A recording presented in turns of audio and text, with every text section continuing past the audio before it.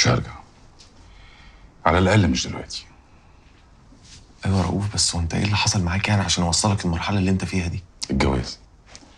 الجواز هو اللي وصلني اللي انا فيه دلوقتي. ما لو كل المتجوزين قالوا اللي انت بتقوله دلوقتي ده محدش هيكمل. ادي فرصه لاي حد متجوز، فرصه واحده بس انه يخلع ويشوف ايه اللي هيحصل. انت قفلتها في وشي خالص.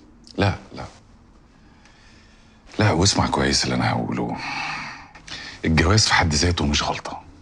انت كده بتلخبطنا اكتر يا رؤوف. خالص، طريقه تعاملنا معاه هو اللي غلط. الجواز وسيله مش هدف، بدايه مش نهايه.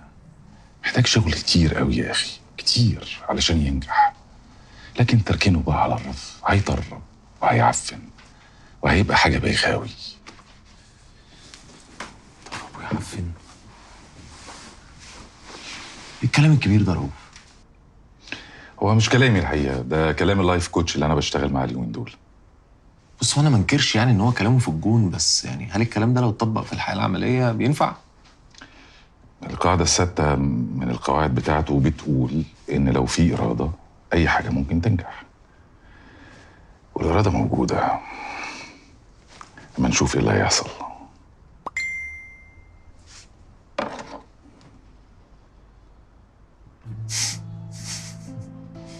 ايه يا معلم؟ الابتسامه دي انا عارفها، هو حصل ولا ايه؟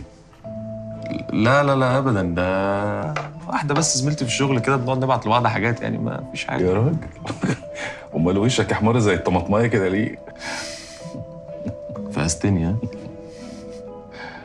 الصراحه رؤوف في اعجاب متبادل الصراحه. يعني بنت شخصيه مختلفه قوي، نخشه كده، فيها روح وطاقه، وتحب المخاطره، مش بروطه زي حالتنا.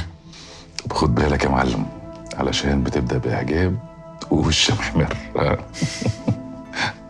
بمناسبه البدايات، انت عارف بقى انها اقنعتني ان انا اخد اجازه من الشغل وافتح معاها بيزنس جديد. بجد؟ هي اللي اقنعتك؟ يبقى تمسك فيها بايديك واسنانك، ما تسيبهاش. لا اله الا الله. طب اصدقك ازاي دلوقتي وانت كل شويه تغير كلامك؟ صدق نفسك، صدق تجربتك. تصبح على خير يا معلم، واسيبك بقى انا معاك. اشترك في باقات واتشت الشهرية بتبدأ من 14 جنيه و99 قرش، وباقات سنوية بتبدأ من 149 جنيه و99 قرش.